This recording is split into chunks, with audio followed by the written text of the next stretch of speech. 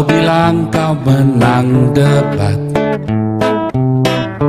lawan domba yang sesat. Kau bilang banyak yang tobat. Ya kan? Masalahnya minoritas tidak menggunakan hak konstitusinya. Tidak berani. Ayo jujur. Ya kan? Minoritas tidak berani menggunakan hak konstitusinya. Nyalinya nggak ada. Kita tidak mau pertumpahan darah. Enggak. Kita mau kalian berani menggunakan hak konstitusi kalian. Contohnya saya menggunakan hak konstitusi saya, kebebasan bicara. Iya kan? Jadi bukan pertumpahan darah. Itu orang-orang goblok, pendeta goblok kayak Gilbert itu, tolol itu. Tolol, dia berpikir pertumpahan darah kan. Goblok. Emang kalau kita ngomong terus mau berdarah-darah, saben kali kita ngomong mau pertumpahan darah, berarti ini memang umat agama biadab. Kan saya udah bilangin, ada 3. Kalau kamu mau menumpahkan darah saya, berarti kalian memang biadab. Kalau kalian memang mau bikin kacau Indonesia, berarti yang saya ngomong Islam agama biadab. Kalau kalian mendpo-kan saya, berarti kalian memang agama biadab. Kalau kalian serang keluarga saya, berarti kalian memang biadab. Yang benar apa? Didiemin. Karena itu hak konstitusi saya. Ya. Alangkah sangat berbahaya kalau terus hidup di dalam ketakutan.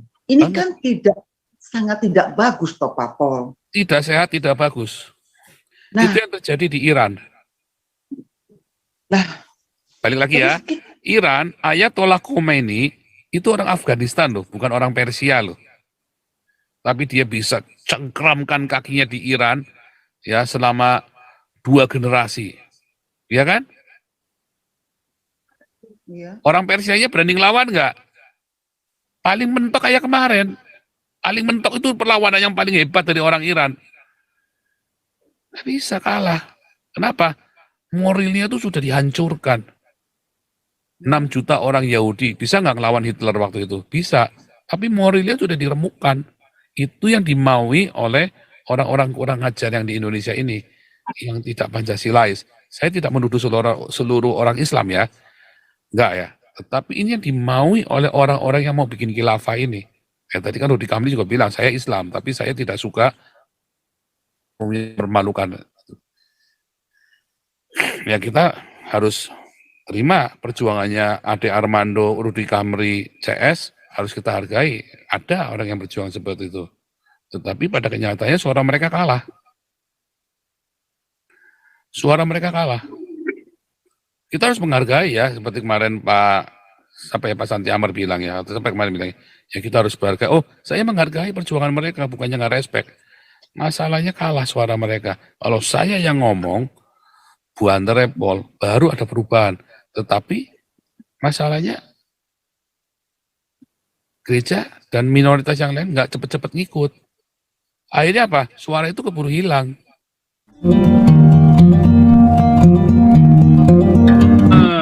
Sebentar, Wonder Woman. Ya, musiknya Bapak. Ya. Bu, masih jam, semuanya. Masih jam 7 pagi di US, Bu. Jangan pesta dulu, musiknya udah kenceng. Bapak nggak iseng.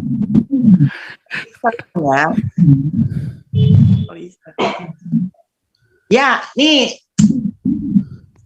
komentar nih Pak Pol. Jadi lupa deh. Dari tadi saya memonitor itu ya, sedikit-sedikit melenceng dari topik yang kita hadirkan malam ini ya. Udah ada sekolah-sekolah, nanti dulu nih kita bahas yang mengenai pelarangan Natal ini loh, masih hangat soalnya. Pak Pol, yang saya tidak bisa terima itu adalah satu tindakan yang selalu menakut-nakuti ya. Itu bagi saya itu sangat tidak dibenarkan, Pak Pol. Bagaimana mungkin kita sesama anak bangsa satu dengan yang lain bisa menekan, menakut-nakuti. Nah, kan sudah gua bilang. Loh, kalian ini jabatannya apa? Fungsinya apa? Sampai kok punya power bisa menakut-nakuti orang lain. Dalam hal ini adalah minoritas. Jadi kalau setiap tahun kita merayakan 17 Agustus, hari kemerdekaan, omong kosong. Kemerdekaan apanya?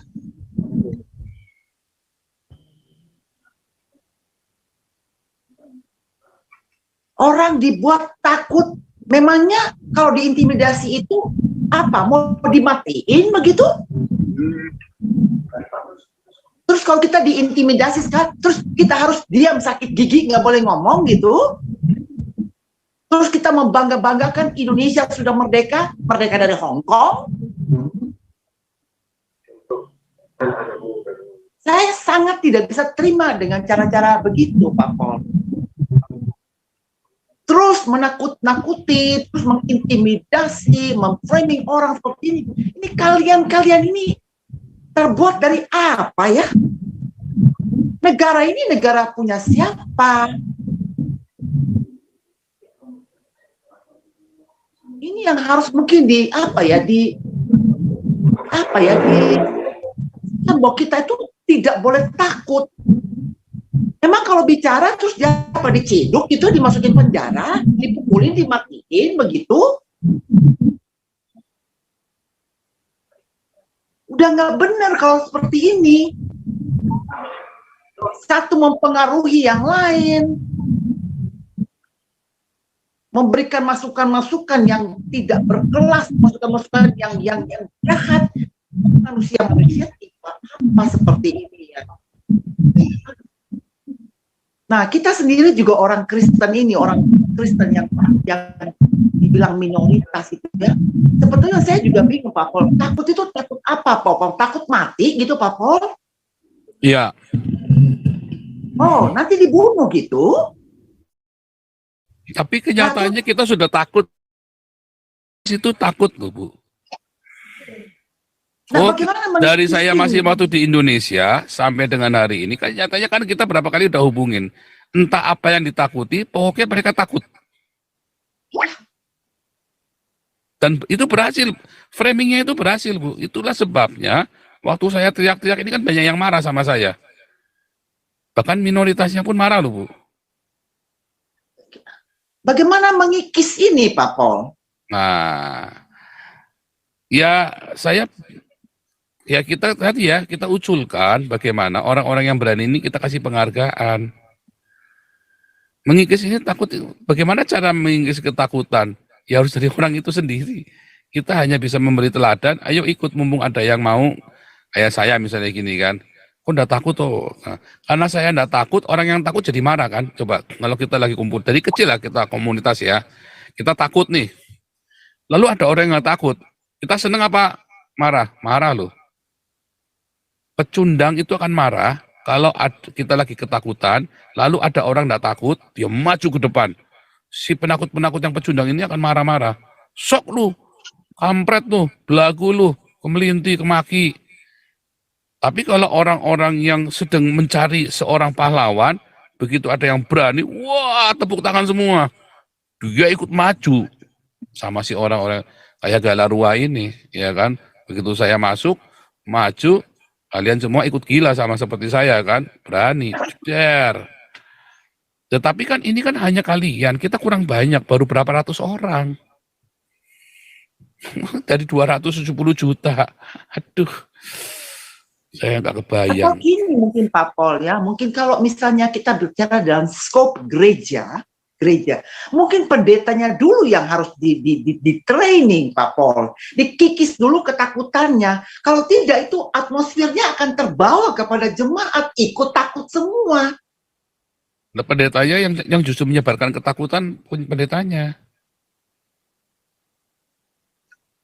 Pendetanya sengaja menyebarkan ketakutan. Apanya? Berapa waktu yang lalu saya ngomong ya Bu Linda nggak datang, nggak hadir. Saya ngomong, justru pendeta ini sengaja ya menyebarkan ketakutan itu kepada jemaat. Kayak kasusnya tahun 98. Banyak pendeta kayak mendadak loh. Karena jemaat ketakutan, dia kasih uangnya sama gereja, kasih harta bendanya sama gereja, lalu dia kabur ke luar negeri. Pendetanya kayak mendadak. Ya kan? Banyak pendeta kayak mendadak loh. Wah, itu mah pendeta jadi-jadian itu. Iya, justru 90% jadi-jadian. Akan repot coba. Contohnya Gilbert. Dia duduk sama Habib Rizik, dia dengan senang hati. Sama saya nggak mau duduk bareng sama saya. Ya kan? Dia puji-puji itu Habib Rizik sama Yusuf Mansur. Dia puji-puji itu Anies. Ya kan? Waktu Ahok dikeroyok, mana Gilbert? Nangis darah Ahok, mana Gilbert? Nggak ada. Sehingga orang kapok, mau jadi kayak Ahok lagi kapok. Ahok ya saja mungkin sudah setengah kapok kali. Nggak tahu ya, saya nggak tahu kan, saya nggak pernah ngomong-ngomong sama Ahok. Tapi kalau saya jadi Ahok, kapok. Makanya saya mempersiapkan diri, saya nggak mau jadi Ahok. Saya persiapkan diri, saya nggak mau konyol. Bener kan, begitu saya bikin gebrakan, yang ngamuk gereja. Ngamuknya gereja lebih parah daripada ngamuknya orang Islam kan. Itu masalahnya Bu Linda. Framing-framing itu yang kemudian ditanggapi oleh kita, jemaat yang oleh gereja dan disalurkan kepada jemaat, jemaatnya terframing untuk takut. Makanya orang kayak yang ibu di Cilemot itu saya kagum sekali. Edan ini ibu-ibu berani nantang ini. Edan ini kayak Bu Simanjuntak. Saya nggak tahu dia moralnya bagaimana, tapi saya menghargai keberaniannya. Kate Victoria Lim. Kenapa sama kita gadang-gadang terus? Oh kita perlu orang kayak Kate Victoria Lim. Makanya saya pengen Kate itu langsung ya. Sayang kita belum kuat ya Galarua ya. Kalau Galarua sudah punya akademi ya dan sudah bisa merekomendasikan, oke, kirim ke Belanda, kirim kemana? Oh kita dibikin serius ya. Galarua Akademi nanti ya kita harus kumpulkan, harus punya fund yang besar ya, harus punya fund donasi yang luar biasa. Orang-orang yang bagus-bagus ini kita masukkan, ikutin ke LSM internasional. Yang human rights, LSM Human Rights Internasional, kamu kirim ke Amerika, kamu kirim. Saya ingat dulu di Satya Wacana ada namanya Yayasan Geni. Ini yayasan kecil, tapi ngirim orang-orang kemana? Ke Jepang, Amerika, kemana-mana. Semua orang di dalam itu dikirim ke luar negeri semua. Saya lagi pengen bikin Galarwa Academy, nanti bikin begitu. Ya orang-orang yang aktif di Galarwa Academy ini, yang potensi-potensi, kamu senangnya apa? Tentang lingkungan hidup. Kamu kirim ke Jepang. Kamu senangnya apa? Human rights, tentang ini. Kamu kirim ke mana? Ke Den Haag. Kamu senangnya apa? Saya senang tentang masalah KDRT, hak wanita. Kamu kirim ke Amerika. Saya senang tentang politik tentang ini. Kamu kirim lagi kemana lagi? Itu Galarwa Academy gitu. Nangkep ya? Itu visinya saya Galarwa Academy. Wacana, balik ya, ini wacana ya. Saya sudah bilang Pak Toping. Saya sudah bilang Pak Toping kemarin, saya sudah bilang Pak Ponto. Saya sudah bilang sama beberapa penatua di Damaris juga. Nah, nanti kita meeting. Saya ngomong nanti kita meeting ya, Galarwa kita meeting hari Jumat besok ya. Kita meeting untuk bahas masalah ini. Bahas masalah ini. Artinya kita mau jadi gede, Anda harus berpikir global. Anda berpikirnya jangan cuman saya kan cuma di Indonesia. Makanya saya bilang, Bu Linda, Bu Lisolise, Pak Santiamer, Pak Toping, Pak Ponto, kalau bisa ke sini meeting. Kita meeting, kalau sudah ketemu, tak kasih tahu nih saya bikin begini. Oh nanti beda, pulang nanti beda, kebuka. Kalau kita ngomong di sini akan berbeda dengan kita tatap muka nanti. Spirit yang saya punya, saya transferkan ke kalian. Terus kalian cuma bikin ini saja, sudah jadi spiritnya. Terus kalian sudah ada, prototipenya sudah dari kalian semua. Kalian tuh orang-orang yang luar biasa kan. Kalian sudah berpikir jauh, cuman kan masalahnya cuma butuh transfer spiritnya. Ya kan, makanya harus ke sini. Makanya saya lagi, Gimana caranya, saya lagi pikir caranya bagaimana itu ya kemarin. Nah, kalau ini kan, kalau Ibu Penatua kan sudah pasti ke sini sama Ibu Bendahara Damaris kan, sama Ketua Damaris, kita mau ke sini. Nah, kalau orang kudu ikut bareng kalian. Nah, jadi kita bikin seperti retreat di sini. Harusnya kemarin di Israel ya, cuma kan pada berhalangan. Ya di sini aja di Belanda. Gitu. Pak Pol, Ya, alangkah sangat berbahaya kalau terus hidup di dalam ketakutan. Ini kan sangat tidak bagus toh Pak Pol. tidak sehat, tidak bagus. Nah, itu yang terjadi di Iran. Nah, balik lagi ya. Iran, Ayatollah Khomeini itu orang Afghanistan loh, bukan orang Persia loh. Tapi dia bisa cengkramkan kakinya di Iran ya selama 2 generasi. Ya kan? Iya. Orang Persianya berani ngelawan nggak? Paling mentok kayak kemarin. Paling mentok itu perlawanan yang paling hebat dari orang Iran. Nggak bisa kalah. Kenapa? Moralnya itu sudah dihancurkan. 6 juta orang Yahudi. Bisa nggak ngelawan Hitler waktu itu? Bisa. Tapi moralnya sudah diremukkan. Itu yang dimaui oleh orang-orang kurang ajar yang di Indonesia ini. Yang tidak Pancasilais. Saya tidak menuduh seluruh orang Islam ya. Enggak ya. Tetapi ini yang dimaui oleh orang-orang yang mau bikin khilafah ini. Tadi kan Rudi Kamli juga bilang, saya Islam, tapi saya tidak suka mempermalukan. Ya kita harus terima perjuangannya Ade Armando, Rudi Kamli, CS, harus kita hargai. Ada orang yang berjuang seperti itu. Tetapi pada kenyataannya suara mereka kalah. Suara mereka kalah. Kita harus menghargai ya, seperti kemarin Pak Santi Amar bilang ya, atau sampai kemarin bilang, ya kita harus menghargai. Oh, saya menghargai perjuangan mereka, bukannya nggak respect. Masalahnya kalah suara mereka. Kalau saya yang ngomong, buan repol, baru ada perubahan. Tetapi masalahnya gereja dan minoritas yang lain nggak cepet-cepet ngikut. Akhirnya apa? Suara itu keburu hilang. Gemanya keburu hilang. Itu Bu Linda. Makanya saya pengen kita bikin Galarwa Academy. Sebetulnya dulu Yayasan Geni, Arif Budiman CS itu kan sudah, itu gemanya terasa loh, sampai terjadi reformasi 98 itu adalah gemanya Arif Budiman CS loh. Jos Adi Condro, Ariel, Yayasan Geni. Ya waktu, jadi gini, demonya Satya Wacana tahun 93 sampai 95 itu sebenarnya antara positif dengan negatif. Tapi ditunggangi sama HMI itu loh masalahnya. Kalau waktu itu nggak ditunggangi, luar biasa. Gara-gara Satya Wacana itu bisa demo begitu, lalu mulai kan percikan-percikan demo itu kan sampai tahun 98 puncaknya kan. Mulai pada berani orang-orang. Arif Budiman langsung di DPO kan, langsung kabur ke Australia. Ariel, Jos Adi Condro, tiga orang ini langsung kabur ke Australia. Mau ditangkap sama Suyono, Pangdam Suyono. Waktu itu kan. Itu Bu Linda. Itulah masalahnya di Indonesia. Pak Pol kan pernah ngomong ya bahwa bukan karena mereka berani, tetapi karena kita yang takut, Pak Pol. Betul kan Pak Pol pernah ngomong seperti itu? Iya, betul. 100. Bukan karena mereka berani. Kalau kita jabanin, menang loh kita. Iya. Soal kalau kita mau beradu lisan, lawan secara lisan, siapa takut? Iya, tetapi kita tidak perlu beradu, tidak perlu pertumpahan darah. Nih. Karena Indonesia, bagaimanapun juga, Indonesia ada konstitusi loh. Yes. Ya kan? Masalahnya, minoritas tidak menggunakan hak konstitusinya. Tidak berani. Ayo, jujur. Ya kan? Minoritas tidak berani menggunakan hak konstitusinya. Nyalinya nggak ada. Kita tidak mau pertumpahan darah. Enggak.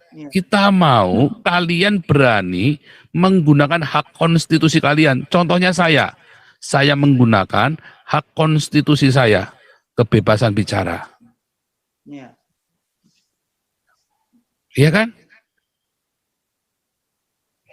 Jadi bukan pertumpahan darah. Itu orang-orang goblok, pendeta goblok kayak Gilbert itu, tolol itu. Tolol, dia berpikir pertumpahan darah kan. Goblok. Emang kalau kita ngomong terus mau berdarah-darah, saben kali kita ngomong mau pertumpahan darah, berarti ini memang umat agama biadab. Kan saya udah bilangin, ada 3. Kalau kamu mau menumpahkan darah saya, berarti kalian memang biadab. Kalau kalian memang mau terus mau bikin kacau Indonesia, berarti yang saya ngomong Islam agama biadab. Kalau kalian mendpo-kan saya, berarti kalian memang agama biadab. Kalau kalian serang keluarga saya, berarti kalian memang biadab. Yang benar apa? Didiemin.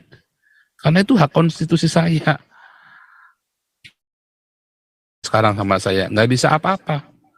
Karena saya dilindungi oleh dunia internasional, undang-undang internasional, kebebasan bicara. Saya tidak pernah hate speech. Saya tidak suruh Anda memusuhi Islam. Ya kan? Benar nggak? Bu Linda tadi mengingatkan. Ingat ya, saudara ya. Bukan karena mereka berani mereka menang. Tapi karena kita takut, saudara. Maka mereka menang. Coba Anda berani. Bukan berani ngangkat pedang. Nggak usah. Ini zaman modern, coy. Tahun 2023. Ini abad ke-21. Udah nggak musimnya bacok-bacokan tawuran. Inilah eranya Anda bicara konstitusi. Correct. Berani nggak? Nggak ada, gereja nggak punya nyali. Yang tadi kita baru undang beberapa orang yang dari gereja-gereja Cilegon misalnya. Kita mau bela konstitusinya aja nggak berani kok. Nah ini Iya kan? pendeta ini juga masalah gini Pak, pendeta ini. Kayak gini-gini nih. Kita nggak tahu ada apa. Atau tiba-tiba diintimidasi oleh jemaatnya. Lo bisa lo dia diintimidasi oleh jemaatnya sendiri atau tiba-tiba dari sinodenya dia ngelarang dia untuk bicara loh. Sinode juga merupakan penjahat besar itu sinode itu. PGI itu penjahat itu. Penjahat konstitusi. Kita di-framing oleh gereja kita sendiri. Coba kalau semua orang pendeta-pendeta kayak saya, apa saya darah mana yang saya tumpahkan? Orang mana yang suruh angkat senjata untuk bunuh orang Islam? Tidak ada, suruh kasih makan. Iya kan? Yang saya ajarin kepada Anda semua adalah menggunakan hak konstitusi kita bersama-sama. Rame-rame teriakan hak konstitusi kita. Tidak akan menang orang-orang Islam yang kurang ajar ini. Tidak akan menang. Masalahnya gerejanya saja tidak berani. Minoritasnya saja tidak berani menggunakan hak konstitusinya. Malah buat perang sendiri di dalam, saling pendeta sama pendeta saling laporin sendiri. Kan goblok. Ya kan? Ngelawan orang Islam tidak berani, beraninya ngelawan sesama orang Kristen. Kan tolol ini. Ya kan? Lanjut, Pak Karena Suara. gini, Pak Paul, Ya, Ibu Linda. Kalau mereka ini dan Pak pendeta ini mereka takut ya Pak, itu tanpa mereka sadar mereka mengizinkan kadrun-kadrun ini berselancar di bumi pertiwi ini Pak Paul. Ya, ya, karena kita membiarkan. Yang membiarkan siapa kita kan? Contoh nih Agustan, katanya ngentutin Alkitab. Kita diam aja kan? Itu kan udah penistaan. Benar, aduh. Wow. Ya kan? Berdebat, kenapa takut? Saya terlalu mau sekali berdebat dengan mereka. Tapi kalian tidak boleh bermain fisik loh ya. Main fisik, mereka kalah debat main fisik. Nah itu. Sudah terbukti KC di penjara, Apolinaris Darmawan di penjara. Loh itu mereka caranya begitu. Mereka tidak menghargai konstitusi. Dan karena kitanya takut, makanya di penjara dengan mudahnya memenjarakan orang-orang yang berani. Seperti KC, Apolinaris Darmawan. Saya nggak mau konyol seperti itu, Ahok di penjara. Karena coba kalau orang Kristennya menggunakan hak konstitusinya waktu kasusnya Ahok. Nah, orang Kristennya aja maunya Ahok diganti Anies supaya ngasih duit kok. Iya, dan Ya kan kurang ajar. GPDI itu sama Gilbert sama PGPI. Bangsat. wow. Ya kan? Orang Kristen banyak mengkhianati Ahok, benar Supriyadi. Orang Kristennya aja banyak mengkhianati Ahok. Gereja ya, bukan orang Kristen, sorry ya. Gereja saja mengkhianati Ahok. Wah saya, begitu saya tahu begitu-gitu, saya langsung jatuh cinta sama Ahok loh. Waktu gereja mengkhianati Ahok ya. Saya begini, gereja, sudah ditinggal sama gereja aja, orang ini berani begini. Cuman saya tahu, hatinya terluka. Mampu atau lupa Ahok itu? Ya, Ya, standby Pak Bu Linda, lanjut. Pol.